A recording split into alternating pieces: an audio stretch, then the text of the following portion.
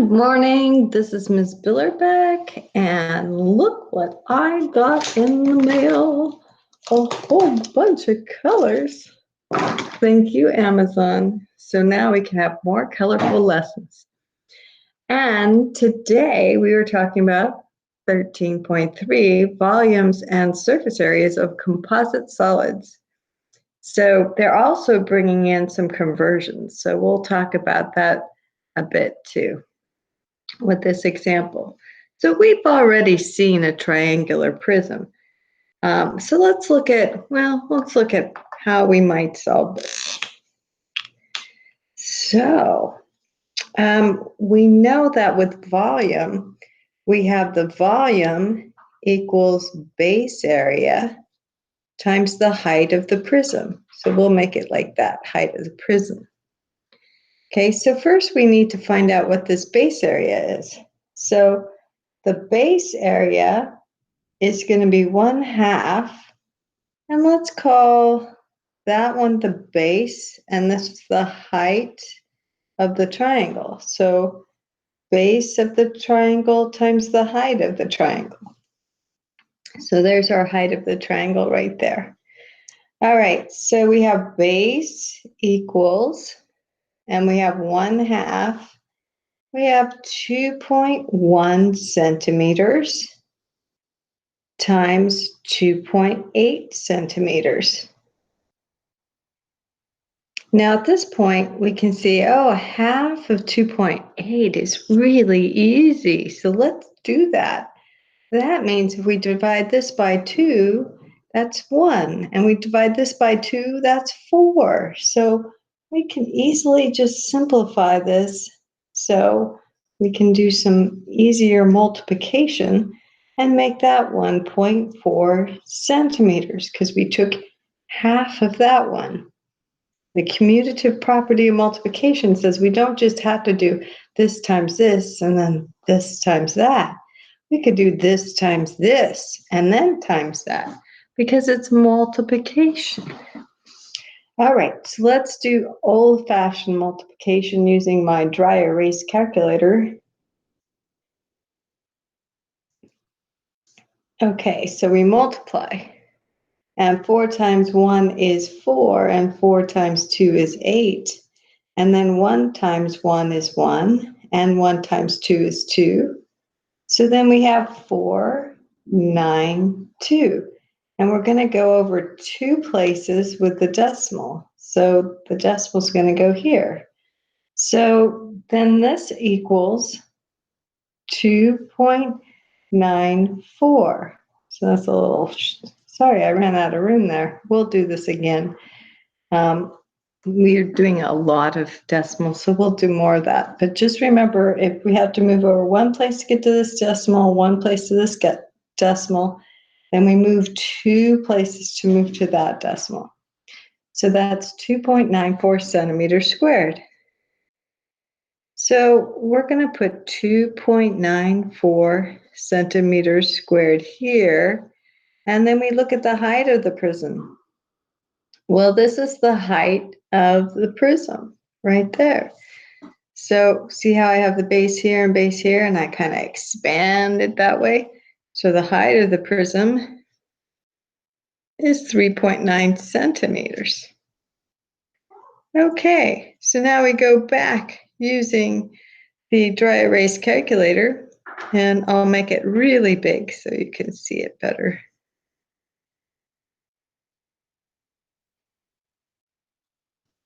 So we have 9 times 4 is 36.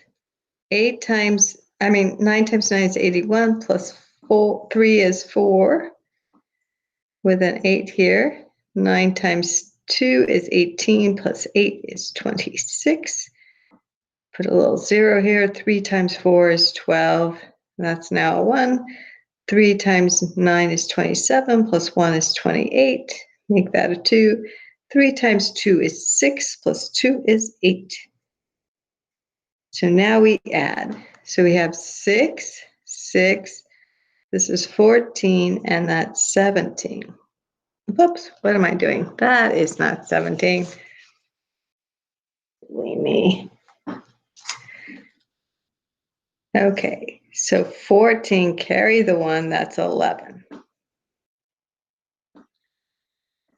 All right, so then we look at how many times we move the decimal. So 1, 2, and 3. So 1, 2, 3, so the decimal goes right here.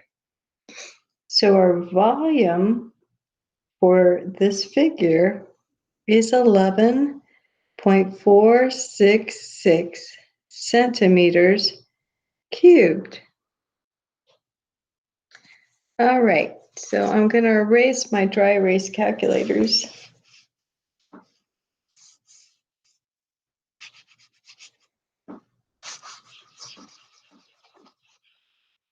Okay, so it also wants us to find it in meters. Well, look at this, meters cubed. Well, how about we do that on another page? Let's find the surface area first. Okay, so because I want to do a little lesson on that. Okay, so besides the surface area and the volume lesson. Okay, so we have surface area, and I'm going to do this formula because I like it best. So 2 times base area times perimeter times the height of the prism. We already have the base area here. So 2 times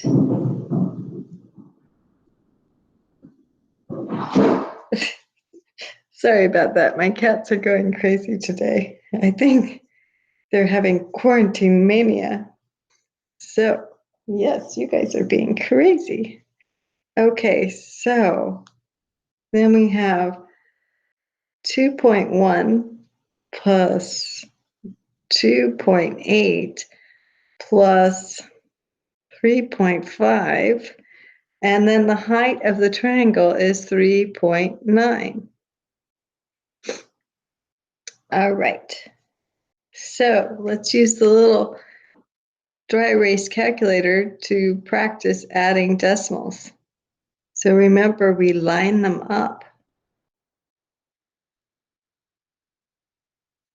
And the decimal's going to go right there still. See how the decimal's all in line? So 1 plus 8 is 9. 9 plus 5 is 14. Carry a 1. So we have 5 plus 3 is 8. So our perimeter is 8.4. So now our surface area is going to be 2. Oh, let's do that one. Well, we can do that all together. 2 times 9.4 centimeters squared plus 8.4 centimeters times the 3.9 centimeters. And I'm going to erase our little dry erase calculator.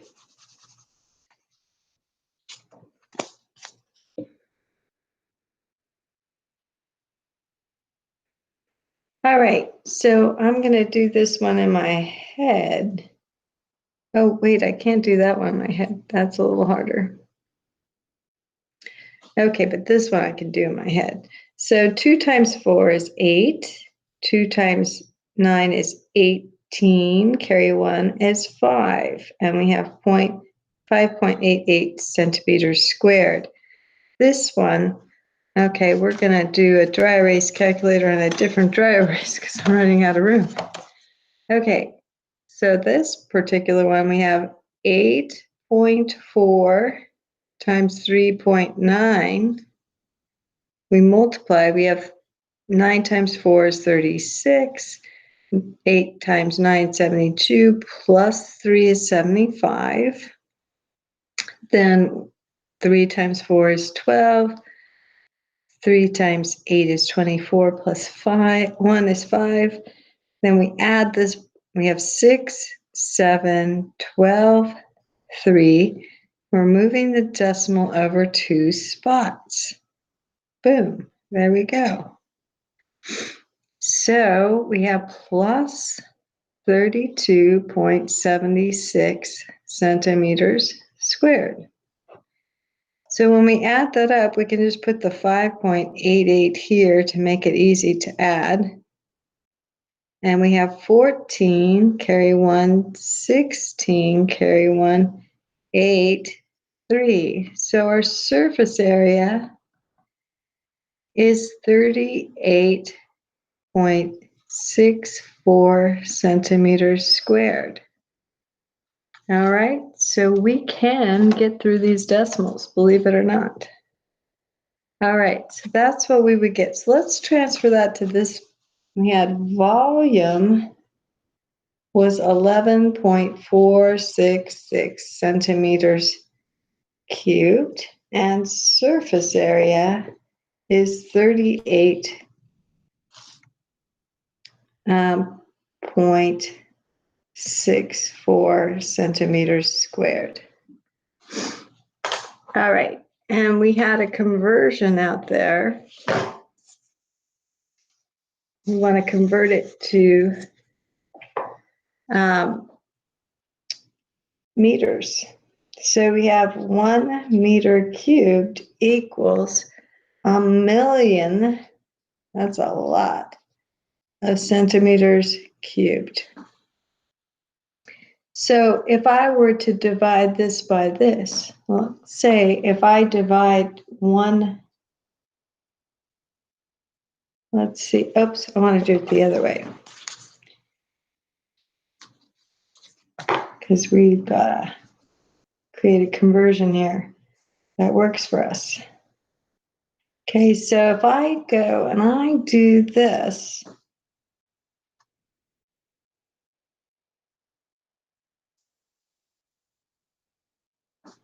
what is 1,000,000 centimeters cubed over 1,000,000 centimeters cubed equal? Well, that would be right. That equals 1. So that means that this 1 meters cubed over 1,000,000 centimeters cubed equals 1. Isn't that crazy? But that's what a conversion factor is. It's changing units, but it really equals 1. Crazy, huh? So that's what we're going to do. We're going to multiply by this. 1 meter cubed over 1,000,000 centimeters cubed. All right, so we see we have centimeters on the top and centimeters on the bottom. So let's first simplify this just a little bit so you can see that a little bit more. So we have 11.466 centimeters cubed times meters cubed over, Kitty's not okay. Okay, over centimeters cubed. Too much running around. All right, so we have centimeters on the top and centimeters down below. So that cancels the centimeters out. And we just have meters cubed, and that's what we're trying to find. Now, if I count the zeros on this, it's 1, 2, 3, 4, 5, 6. So I'm going to rewrite this using some exponents just to make it a little easier to deal with.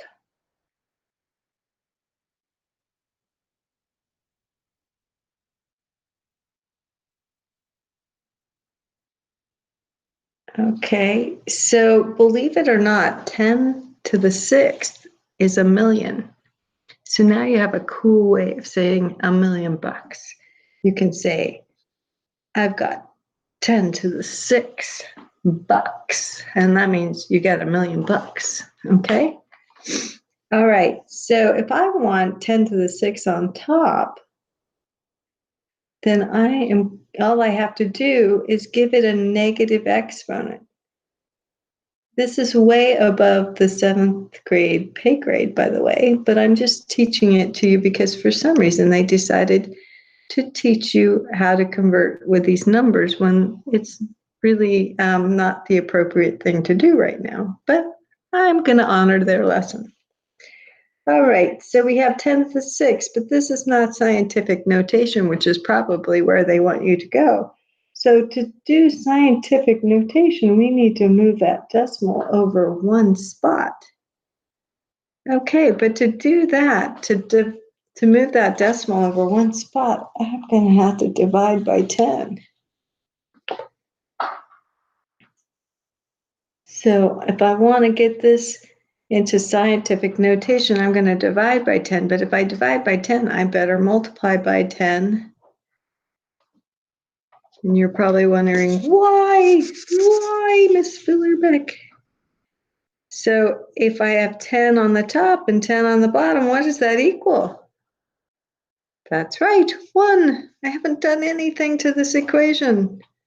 I divided by 10 and multiplied by 10. That's what this means. Multiply by 10 and divide by 10. 10 divided by 10, okay, is 1.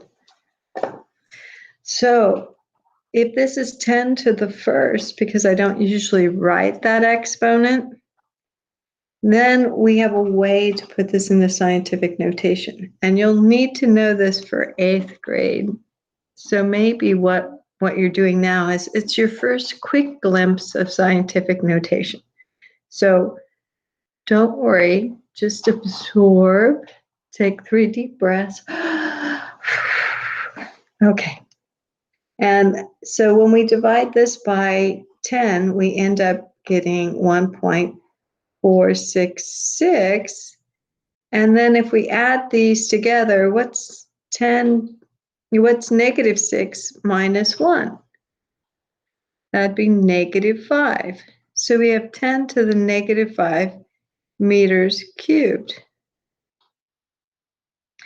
Now you may ask, Miss Billerbeck, why is this so inappropriate? Well, I'm so glad you asked that. Okay, so if I am driving, I am going to cover several miles and a few minutes probably. So when I'm driving, I go miles per hour. Okay, so this little fraction bar means per. Okay, if I'm a snail, am I going to go miles per hour or inches per hour? Would you use miles per hour for a snail or inches an hour? Yeah, inches an hour is more appropriate for a snail. This is more appropriate for a car. Okay, so when we get into little decimals or little numbers like this with big units, that's not appropriate. It's more appropriate to be right here with this one. This is appropriate. Okay, using centimeters cubed. So they shouldn't have asked you to convert it to meters when you get a number like this, unless they're trying to teach you scientific notation right now, which is before your pay grade. All right, so we could do the same thing with this, but we're going to end up with 10 to the negative 5 again, because we can tell this one we moved over 1, this one we're going to move over 1. So if we were to convert this, I'll just go very quickly with this one.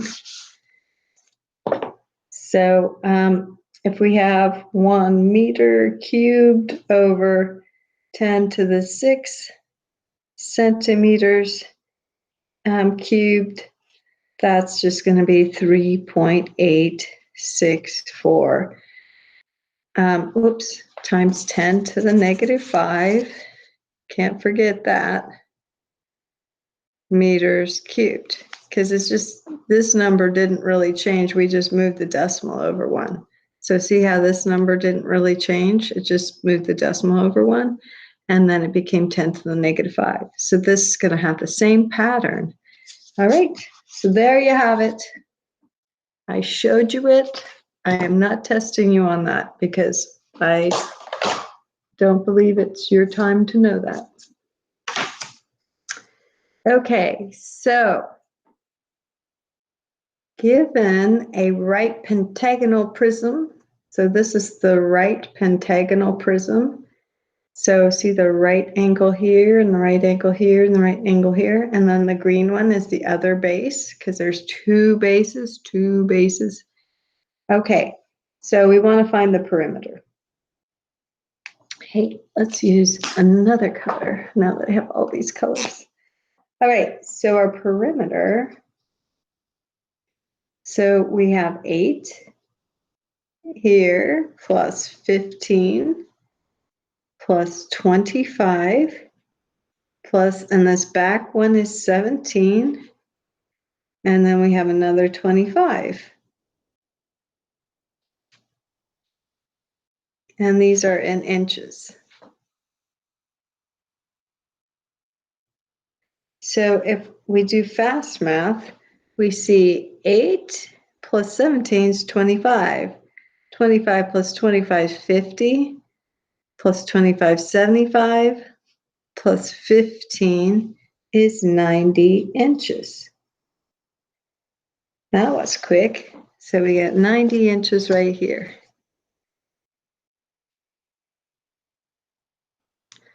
All right, then find the area of the pentagon. Ooh, that's crazy. Well, let's do a little magic here. Let's say, oh, this is a composite. I can break that up into a triangular prism and a rectangular prism. Or let's just look at the faces though. Okay, so the area of the triangle, we have 1/2 base triangle times the height of the triangle.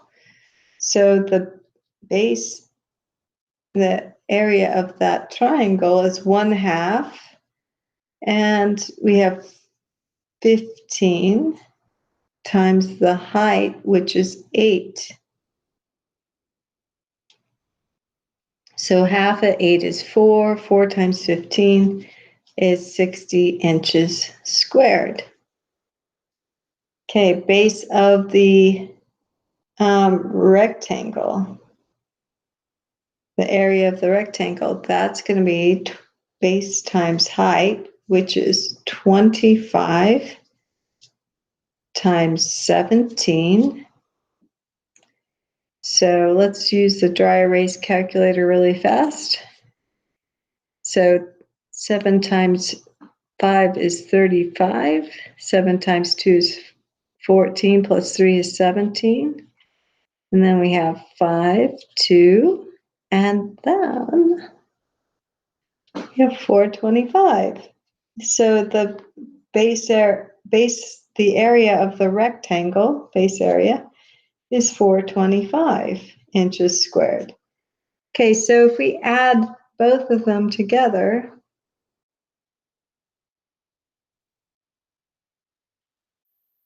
we get, let's see, 60 plus 425 equals 485 inches squared.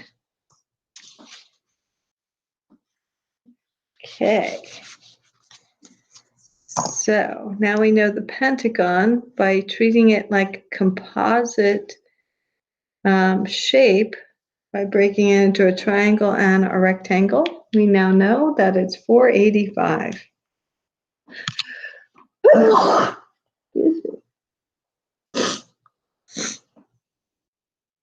All right, so total surface area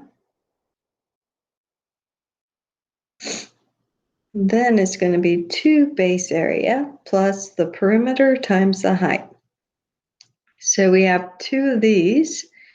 So 2 times 485 plus the perimeter, which was 90, times the height right here, which is 6 inches. So see how this is 6 inches right here? This little height right here? That's the height of the prism. All right, so we're just gonna, we took the perimeter here multiplied by height, and that gave us each one of those little lateral rectangles. If you forgot that, how to do that. So 2 times 5 is 10, carry 1, 2 times 8 is 16, plus 1 is 17, carry 1, 2 times 4 is 8, plus 1 is 9. And then 6 times 0 is 0, 6 times 9 is 54. So when we add those together, we get 0, 4 plus 7 is 11, and then we get 15. So our surface area is 1510 inches squared. So now, we have 1510 inches squared. So now we do volume. So volume is base times height.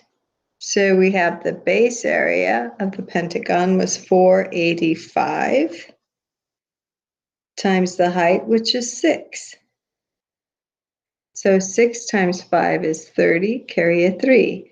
6 times 8 is 40, plus 3 is 51, carry a 5. 6 times 4 is 24, plus 5 is 29. So our volume is 2910 inches cubed. So there you have it. So if you break it down, you find the triangle, the area of the triangle. So these two multiplied, and then take half, and these two multiplied, and it's just that what that is. Then you add those two areas together, and you can get the full area of the pentagon. Once you have that and the perimeter, then it's just you work through the formulas. All right, so let's go through to the last one.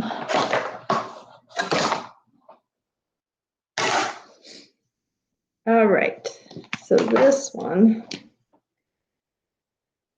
we've got a shape that looks like this. Okay, it's basically a rectangle with a triangular prism cut off. And all we want, thank goodness, is the volume. So first we want to find the volume of the prism. So volume total is going to be volume of the rectangle minus the volume of the triangle. Okay, so first we had to find the volume of the rectangular prism.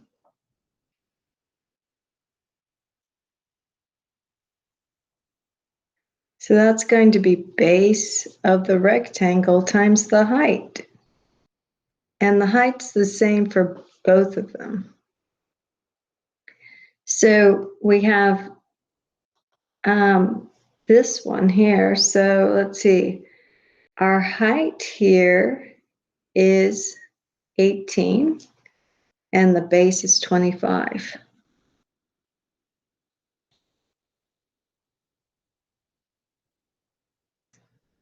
Okay, so see the height and the base. All right, so then we want to use the dry erase calculator, 25 times 18. So 8 times 5 is 40. And then we have 16 plus 4 is 20. And then 5 and 2. So this ends at 450 when we add them together. So the volume of the rectangle is 450 centimeters. Oops, something's not right. Oh, this was space. Sorry.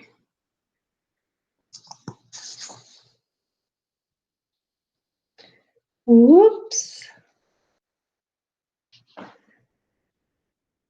I followed my units and I found the error. This is the base of the rectangle because we're just doing squared.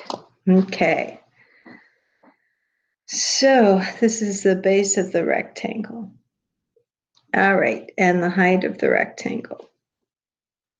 There we go. Okay, so let's look at the area of the triangle.